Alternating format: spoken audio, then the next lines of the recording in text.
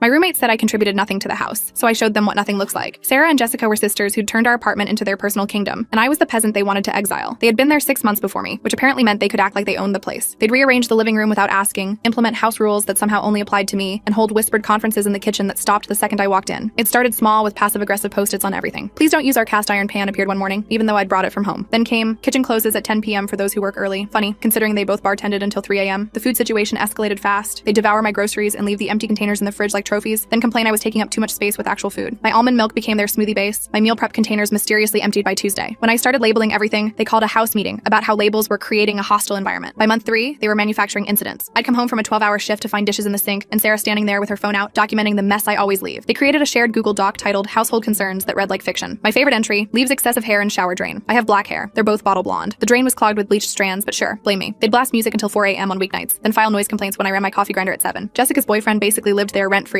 but when my friend crashed on the couch once after missing the last train, they threatened to call the landlady about unauthorized guests. The breaking point came on a Tuesday. They called another meeting. Sarah sitting at the head of our kitchen table like she was conducting a tribunal while Jessica stood behind her, arms crossed, trying to look intimidating in her Lululemon. "We need to talk about your future here," Sarah started. And then Jessica exploded. Sarah literally had to hold her back as she screamed that I was ruining their lives, that I didn't belong in their space. The whole performance felt rehearsed. But then Sarah smiled and dropped the real bomb. "We've already talked to Rachel. She agrees you're not a good fit. Your lease won't be renewed in June." She slid her phone across the table, showing texts with our landlady. "She's giving us final say on roommates going forward." That smirk on her face. They'd been planning this for months while I was trying to make it work. I laughed and told them I'd talk to Rachel myself. Sarah's smile widened. "She's on our side. We're the ones who've been here longer." But here's what they didn't know about our landlady. She valued money over everything else, and I'd never been late with rent. Not once. Rachel answered on the second ring and listened to everything. The harassment, the staged incidents, their admission that they'd been manipulating her. Then she said something beautiful. "You can leave whenever you want. You only pay for days you're there." Those girls, they'll figure it out. 3 days later, Sarah announced they were driving to Vermont for some cousin's baby shower. The second their car turned the corner, I called in every favor I had. My friend with the pickup truck, my coworker with the van, even my ex who still felt guilty about cheating. By noon, I had a moving crew. I took everything that was mine, and I mean everything. The couch I'd bought off Craigslist, the TV my parents gave me for my birthday, the kitchen table where they loved holding their little tribunals, the IKEA receipt had my name on it, the shower curtain, the bathroom rug, the Wi-Fi router, even the curtain rods I'd installed myself. 6 hours of systematic extraction while their stuff sat in neat piles in the center of the now empty living room. I documented everything with photos and video, dropped my keys with Rachel, and blocked them everywhere. They got back Sunday night to find their personal kingdom had become a barren wasteland. Rachel texted me. "They're freaking out saying you stole everything. I told them you only took what was yours. Now they're realizing they need someone for your room as soon as possible or they'll have to cover your rent. June is far away when you're paying triple." They never found anyone. Turns out people touring the apartment didn't appreciate getting an earful about their psycho ex-roommate who robbed them. Jessica's boyfriend mysteriously couldn't move in. Something about it being too expensive. By day 28, they were scrambling, begging Rachel for an extension. She gave them 24 hours. And when they couldn't come through with the money, she did something beautiful. She called every landlord in the campus area. Rachel ran in those circles, had coffee with them monthly. Difficult tenants, she told them. Manipulative, can't pay rent, drama makers. Last I heard, they're living 40 minutes from campus because every decent place mysteriously just got rented whenever they applied. They wanted me to contribute nothing, which granted. Now they know exactly what nothing looks like.